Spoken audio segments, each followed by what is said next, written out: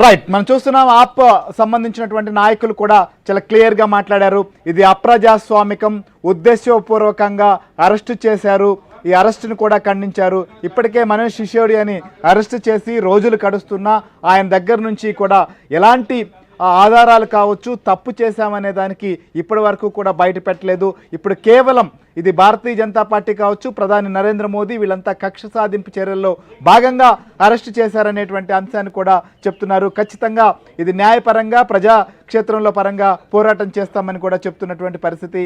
ఒక్కసారిగా ఢిల్లీ మొత్తం కూడా వేడెక్కిందని చెప్పొచ్చు ఈ పరిణామంతో. ఇప్పటి వరకు మద్యం సంబంధించిన పాలసీలో తమకు అనుకూలంగా మలుచుకొని సౌత్ గ్రూప్ ద్వారా వందల కోట్ల రూపాయలు చేతులు మారినటువంటి వ్యవహారం, ఈ పాలసీనే మొత్తం కూడా మార్చేసి తమకు అనుకూలంగా డిజైన్ చేసినటువంటి వ్యవహారంలో మనం చూసాం.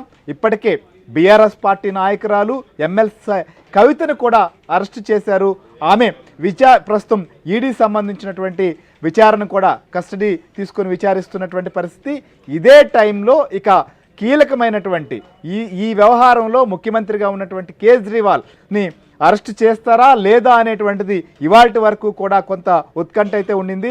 కానీ ఎమ్మెల్సీ కవితను అరెస్ట్ చేసిన తర్వాత ఇక ఫైనల్గా ఏదైతే కేజ్రీవాల్ని కూడా అరెస్ట్ చేయవచ్చు అనేటువంటిది ఇప్పటి వరకు జరిగింది. కానీ ఆయన హైకోర్టు కావచ్చు, ఇంకోవైపు సుప్రీంకోర్టు తరపులు కూడా తట్టే ప్రయత్నం చేశారు ఎమర్జెన్సీగా ఈ కేసును విచారించాలని చెప్పి. కానీ అక్కడ కూడా ఎలాంటి ఆయనకి ఇప్పటి వరకు ఓటు రాలేదు. సో ఈడీ ఇక ఫైనల్గా ఈ కేసు సంబంధించినటువంటి విషయంలో కూడా కేజ్రీవాల్ను కూడా అరెస్ట్ చేసి ఆయన కూడా ఖచ్చితంగా రేపు అధికారికంగా అరెస్టు చూపించబోతున్నారు. తర్వాత కస్టడీకి అడుగుతారు.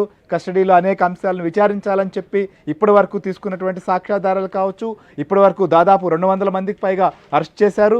వీటిలో దాదాపుగా కూడా కొన్ని వేల పేజీలకు సంబంధించినటువంటి రిపోర్ట్స్ను కూడా సిద్ధం చేసుకున్నారు.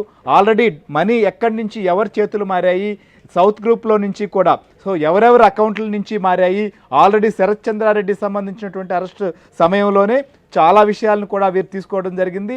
వీటన్నిటినీ కూడా క్రోడీకరించుకున్న తర్వాత ఈ పాలసీని రూపొందించడం, ఈ పాలసీని ఆమోదించడం, దీని ద్వారా జరిగినటువంటి లబ్ధి, సో ఏ రకంగా అక్రమాలు చోటు చేసుకున్నాయనేటువంటి విషయాన్ని ఎస్టాబ్లిష్ చేసేటువంటి ప్రయత్నం కూడా ఈడీ చేస్తోంది. కాబట్టి దానికి అనుగుణంగా విచారించేందుకు ఖచ్చితంగా కూడా అరెస్టు తర్వాత ఆయన కస్టడీ కూడా కోరేటువంటి అవకాశం ఉంటుంది.